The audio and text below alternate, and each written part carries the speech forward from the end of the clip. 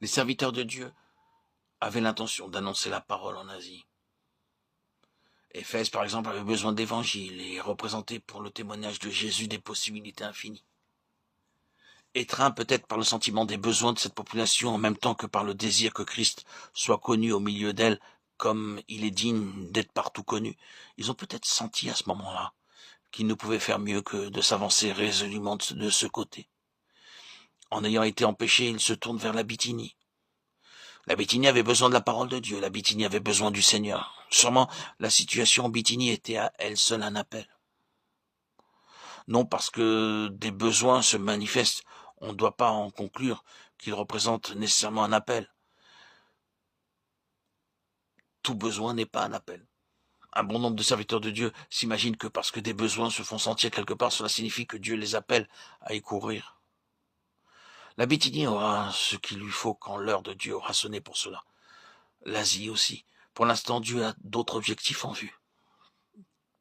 Si vous faites violence au plan de Dieu, si vous prenez un raccourci pour entrer en Asie ou en Bithynie avant le moment fixé par Dieu, vous découvrirez que c'est vous qui êtes en perte et que vous avez laissé échapper ce que Dieu avait de meilleur pour vous.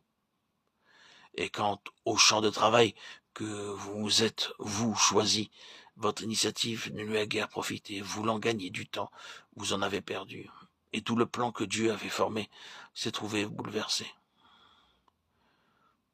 Si c'est à la plénitude de Christ que nous tendons, cette plénitude qui surpasse tout ce qu'on peut imaginer et ne peut se comparer à rien d'autre, il nous faut pour nous conduire quelque chose de plus que notre simple consécration au Seigneur.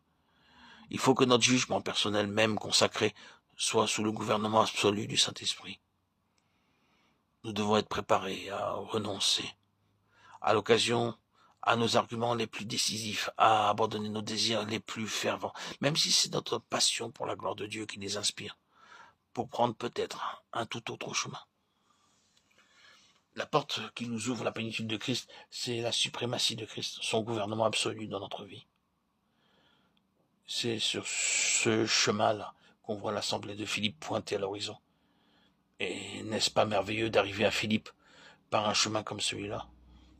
Les Philippiens doivent tout, et l'Europe elle-même, en ce qui concerne l'Évangile, doit tout à ce simple fait qu'il y a là des hommes qui sont brûlants de zèle pour le Seigneur et qui sont prêts à soumettre leur jugement personnel à l'Esprit de Jésus.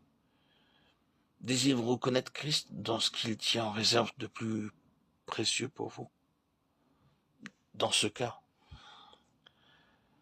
votre bon sens le plus consacré ne vous suffira pas. Il faudra faire un pas de plus. Et quel pas? Accepter la souveraineté absolue de Christ et son droit de dicter sa volonté en toutes choses, même si cette volonté doit heurter de front le jugement humain le plus sûr et le plus sanctifié. Pour Philippe et pour tout le monde occidental, l'apparition de l'Évangile est intimement associée à cette vérité fondamentale qui fut à ce moment-là solidement établie dans l'expérience des apôtres.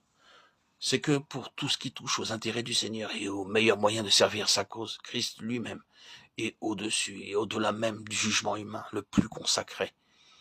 Après tout, ce n'est là que le côté négatif. Oui, mais quand cette question est tranchée, le chemin est ouvert pour autre chose. Et je suis bien certain que le côté positif du plan de Dieu en ce qui nous concerne restera en suspens pour longtemps peut-être tant que cette question de principe ne sera pas réglée une fois pour toutes.